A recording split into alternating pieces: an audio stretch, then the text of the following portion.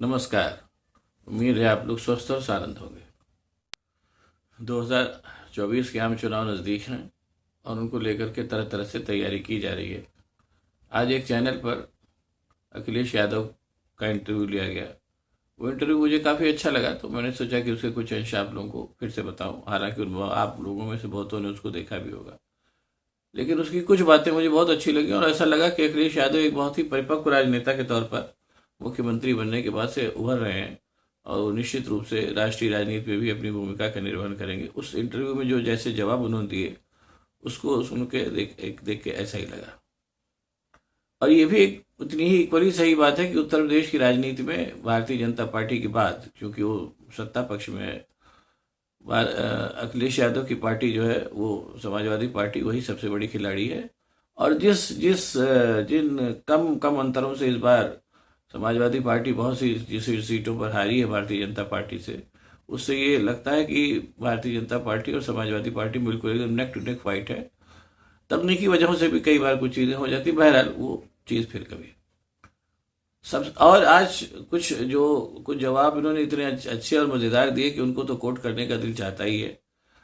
जैसे उन्होंने कहा कि जब ब्लैक मनी आज की तारीख में पकड़ा जा रहा है, वो उनसे पूछा गया कि अभी कांग्रेस के एक सांसद हैं धीरज साहू, उनके यहाँ बहुत बड़ी मात्रा में ब्लैक मनी पकड़ा गया, तो उसके जवाब उन्होंने बड़ा मज़ेदार दिया। तो कहा कि भाई, जब नोटबंदी का अभियान शुरू किया था भारतीय जनता पार्टी ने, और ये कहा था कि नोटबंदी के बाद से ब्लैक मनी इकट्ठा ही नहीं हो पाएगा, ये इश्यू उस समय उठाया गया था। तो ऐसे में अगर ब्लैक मनी कहीं से भी बरामद हो रहा है, चाहे वो धीरज साहू के यहाँ से बरामद हो रहा हो, चाहे वो कहीं से भी बरामद हो रहा हो, तो सीधी सी बात है कि ये कहीं पहली तो जिम्मेदारी भारतीय जनता पार्टी की बनती है कि उसने कैसी नोटबंदी लागू की कि उसके बाद ही ब्लैक मनी अभी भी इकट्ठा हो रहा है। उनके कहने का मतलब ये था कि ब्लैक मनी कहीं भी इकट्ठा हो रहा है, कहीं ना कहीं से ये भारतीय जनता पार्टी की त्रुटि है। क्योंकि जब उन्होंने नोटबंदी की तो उन्होंने कहा कि अब हमने ऐसा नियम बना दिया है कि ब्लैक मनी इकट्ठा हो ही नहीं पाएगा। इस बात को उन्होंने बहुत इम्फेसिस किया। उन्होंने कहा कि इसलिए ये मुद्दा हमारा नहीं है कि ब्लैक मनी कहाँ से बरामद हो रहा है। इस मुद्दे का जवाब तो दरअसल भारतीय जनता पार्टी को देना चाहिए, जो नहीं दे रही है, क्योंकि वो उसकी नीतियाँ कहीं भी सफल नहीं है। उसके बाद उन्होंने ये भी बताया कि जब भाई कुछ समय पहले कन्नौज में एक इत्र व्यवसायी के यहाँ से ब्लैक मनी बरामद हुआ था, तो लोगों ने कहा कि समाजवादी पार्टी का है। जब पता चला कि नहीं, वो उसका संबंध भारतीय जनता पार्टी से था, तो बाद में खींच मिटाने के लिए समाजवादी पार्टी के भी कुछ जगहों पर छापे मारे गए। ये बात उन्होंने कही।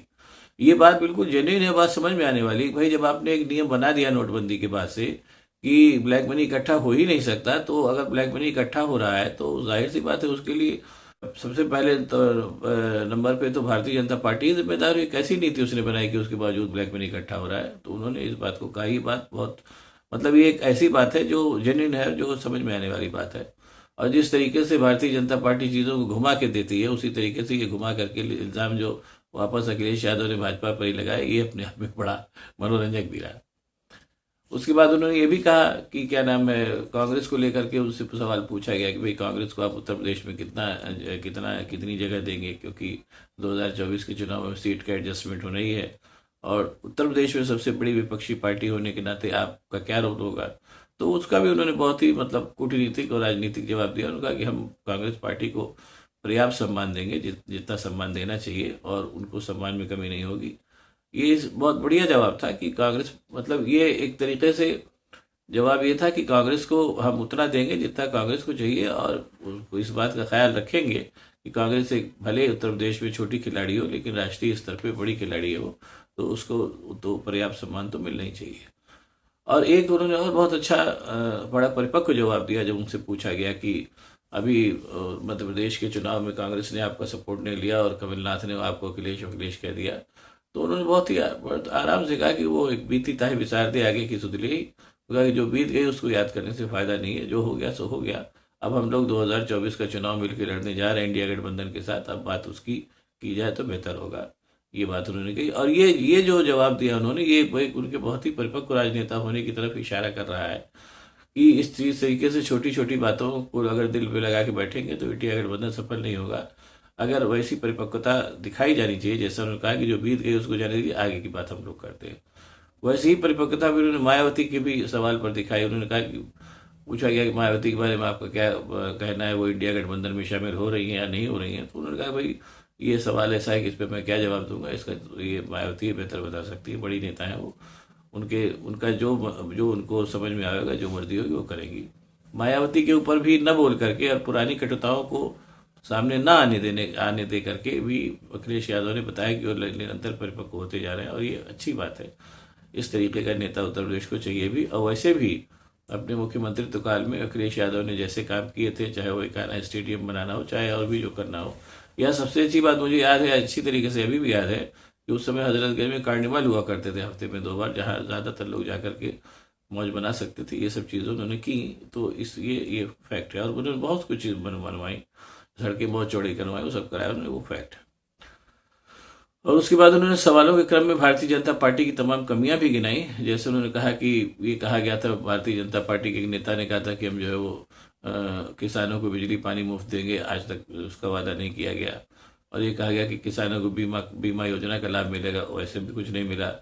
तो ये सब सारी चीज़ें जो है, उन्होंने कहा कि रोज़गार बहुत देंगे, रोज़गार भी कहीं नहीं मिल रहे हैं। उन्होंने कहा कि नौकरियां बहुत बांटेंगे, नौकरियां भी कहीं नहीं बांटेंगे। उत्तर प्रदेश की बात उन्होंने बताई। और उन्होंने राष्ट्रीय अपराध नियंत्रण का जो रजिस्टर आता है उसके तमाम उदाहरण गिना करके उसमें से आंकड़े दे के बताया कि उत्तर प्रदेश में महिलाओं को से संबंधित अपराध भी लगातार बढ़ रहे हैं। ये सब सारी बातें उन्होंने बताई, जिससे स्पष्ट नजरिया दिखाई दे रहा था कि उत्तर प्रदेश की जो सारी चीज़ें हैं उस पर उनका एक बहुत ही क्लियर कट नजरिया है, और साथ ही साथ हर चीज़ पे वो निगाह रखे हुए थे। इसमें ये सब सारी बातें उभर के सामने आई। और सबसे बड़ी बात जो उन्होंने कही, जो जो मैं इसको मैं फिर एक बार कहना चाहता हूँ, कह के बात खत्म करूँगा, कि जो एक परिपक्व राजनेता के तौर पर उन्होंने जो मध्य प्रदेश में जो कड़वाहट हुई, उस कड़वाहट को भुलाने का संकेत दे करके, और जो 24 के चुनावों में कांग्रेस के साथ मिल करके लड़ने की बात कही, और साथ ही साथ ये भी कहा कि वो कांग्रेस को पर्याप्त सम्मान देंगे। ये चीज़ बताती है कि अखिलेश यादव एक परिपक्व राजनेता के तौर पे उभर रहे हैं। और मुझे लगता है कि 2024 के आम चुनावों में वो भारतीय जनता पार्टी को उत्तर प्रदेश में पर्याप्त नुकसान पहुंचाने में समर्थ होंगे।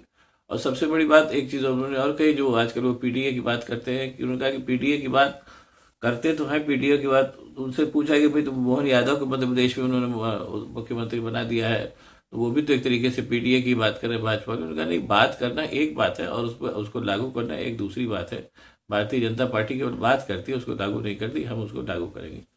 ये सब सारा का सारा जो जैसे जवाब दिए अखिलेश यादव ने, उससे ये बिल्कुल साबित होता जा रहा है कि 2024 के जो आम चुनाव होंगे उसमें कांग्रेस के और बाकी दलों के साथ जो गठबंधन होगा, जैसा दिखाई दे रहा है इंडिया गठबंधन का, वो इंडिया गठबंधन अपना काम करेगा।